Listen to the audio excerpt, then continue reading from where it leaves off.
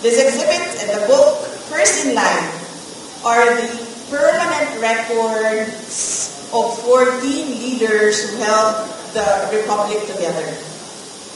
They were not, 14 lang kasi yung hindi pa tapos yung pinaka-15. Hindi natin alam kung ma-impeach siya o hindi. So hindi pa tapos ang kwento niya.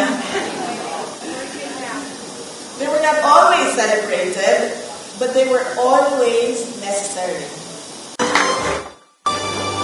Thank you. Please take your seats.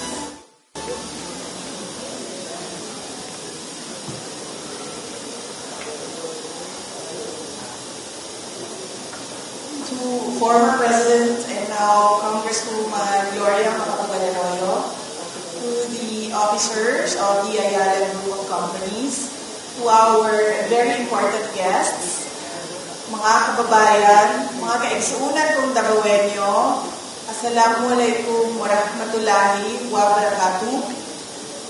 Madayaw, mayong adlaw kaninyong tanan. Magandang araw sa inyong lahat. Unang-una na ko ang pagtimbaya kaninyong tanan o isa ka mainiton na happy araw ng Davao, mga Davaoenyo.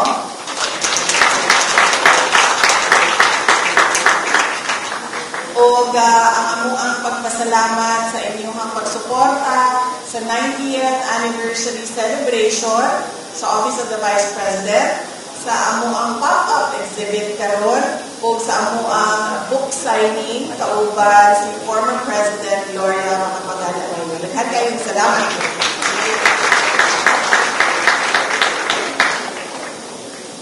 Davao City turns 89 this month. It's 1 year younger than the Office of the Vice President. The City Hall marks 89 years of service. And today, the Office of the Vice President brings its 90th anniversary commemorative book and pop-up exhibit for the Davaoenos. 3 milestones in one afternoon. Here in Mindanao, where history has never learned to arrive one thing at a time. For decades, the Vice Presidency was misread, set aside, kept in reserve, treated as proximity to power rather than power itself.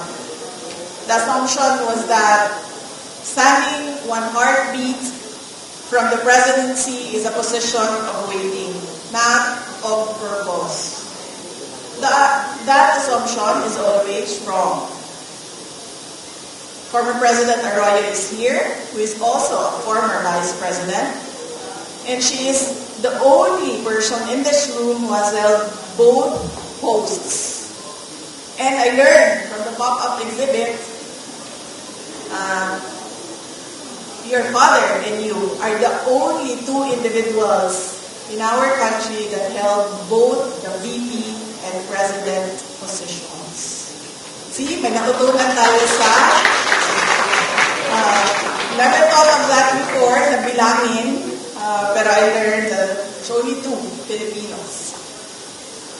For her, succession was not hypothetical. The line was called and she answered. Her presence today is not ceremonial. It is testimony. An exhibit about public service should be placed where the public actually is. I thank the management of Ayala Malls for opening this space. Alongside our private sector partners, we are bringing extra plus ordinary to 90 locations across the archipelago, bringing history to Filipinos. This exhibit and the book, First in Line, are the permanent records of 14 leaders who held the Republic together. They were not, 14 lang kasi yung hindi pa tapos yung pinaka-15. Hindi natin alam kung ma-impeach siya o hindi. So hindi pa tapos ang kwento niya. They were not always celebrated, but they were always necessary. To the young people holding the books today, you are not here by accident. You sought out names from your textbooks, conveniently skipped. You looked past the glossy summaries and found the leaders who served in the shadow, those who did the heavy lifting of the Republic without the benefit of applause. But I challenge you, do not stop at these pages. History is often written by the victors and edited by the comfortable. I dare you to dig deeper into the nuances and counter-narratives that have been pushed to the margins. A book shows a timeline, but only a patriot uncovers the truth between the lines. Study the decisions made by the VPs that were unpopular but necessary. Question the silence of the archives. Understand that our history is not just a collection of grand speeches, but a series of difficult, often messy, human choices. I ask you to be the keepers of the record, because every republic stays alive, not just because it has a past, but because its youth has the courage to demand a history that is honest, complete, and unvarnished. Duty, continuity, legacy. Don't just read about them, defend them.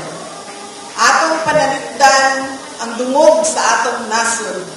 Let us stand for the honor of our nation. Mahalin natin ang Pilipinas para sa Diyos, sa bayan, at sa bawat pamilyang Pilipino. Shukran. Thank you, Madam Vice President, for your message. At this point, the OVP wishes to recognize its partners for the exhibit. May we also invite on stage Honorable Gloria Macapagal Arroyo to join the Vice President to present the token to our partners. We likewise invite Mr. Jaime Alfonso Zobel de Ayala, CEO of AC Mobility, Mr. Paulo Borromeo, President and CEO of Ayala Healthcare Holdings Incorporated, Ms. Cel Amores, Senior Director of Ayala Foundation, and Ms. Janice A. Pareño, General Manager of Ayala Malls Abriza, are partners to receive the token from the OVP. The token of appreciation is the coffee table book titled First in Line, Vice Presidents of the Philippines, published in celebration of the OVP's 90th anniversary.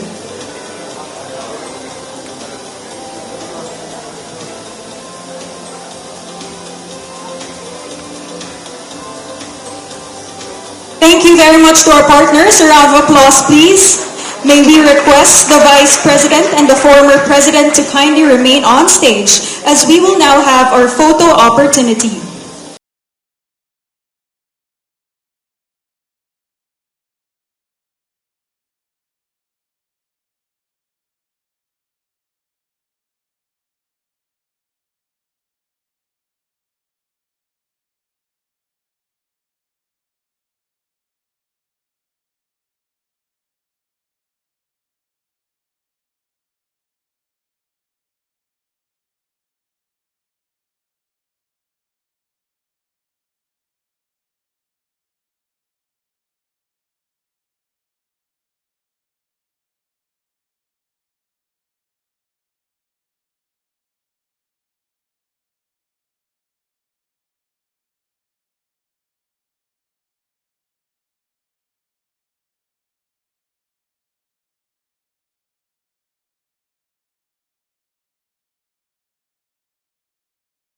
Our partners. May we request the Vice President and the former President to kindly remain on stage, as we will now have our photo opportunity. For our first batch, may we invite on stage our representatives from Blue